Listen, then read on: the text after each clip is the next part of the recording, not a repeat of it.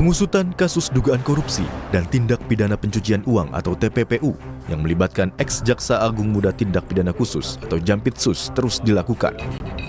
Selain ex-Jampitsus, satu orang lainnya berinisial DR juga telah ditetapkan sebagai tersangka dan telah ditahan sejak 10 Juli lalu.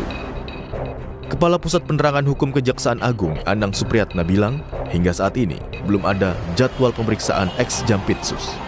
Nah, kebetulan ini kekhususan pelimpahan sudah penyerahan hasil perkara sudah kita terima, dan terkait dengan yang disampaikan terkait dengan inisial FA itu, yang jelas yang bersangkutan masih ada di Indonesia, tidak keluar negeri dan kooperatif dan dalam pantauan penyidik.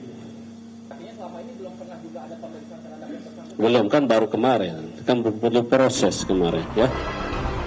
Pusat Kajian Anti Korupsi UGM mendorong kasus ini diambil alih KPK. Menurut peneliti Pukat UGM, Zainur Rahman, penanganan kasus ex-Jampitsus makin tak jelas saat pelimpahan dari penyidik Polri ke penyidik Kejaksaan. Penanganan perkara ex-Jampitsus FA semakin tidak jelas setelah diserahkan dari penyidik Polri ke penyidik Kejaksaan untuk dilanjutkan penyidikannya. Potensi kasus ini berhenti hanya di FA ini juga sangat besar. Sedangkan tipikor itu adalah organized crime, kejahatan yang terorganisir yang jarang dilakukan oleh seorang diri dari pelakunya. Untuk mengatasi persoalan ini, ada satu jalan menurut Undang-Undang Nomor 19 Tahun 2019, yaitu perkaranya diambil alih oleh KPK. Sementara itu, menurut penyidik KPK 2013-2021, Yudi Purnomo, saat ini KPK belum akan terlibat dalam pengungkapan kasus korupsi dan tindak pidana pencucian uang yang melibatkan ex-Jampitsus tersebut. Dia juga menekankan bahwa KPK tidak bisa mengintervensi secara hukum terhadap penanganan kasus di Kejaksaan. Kalau melihat situasi yang ada, KPK saat ini safety player dulu gitu ya.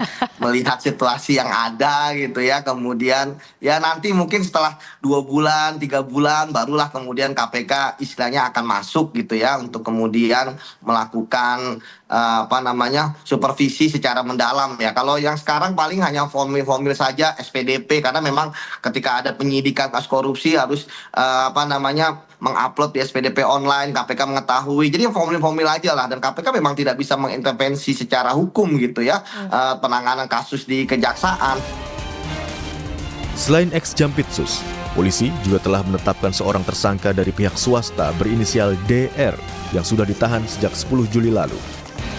Korupsi dan TPPU itu meliputi 3 kasus berbeda, yakni terkait pengadaan batubara PLN, PT Asabri, dan PT Krakatau Steel.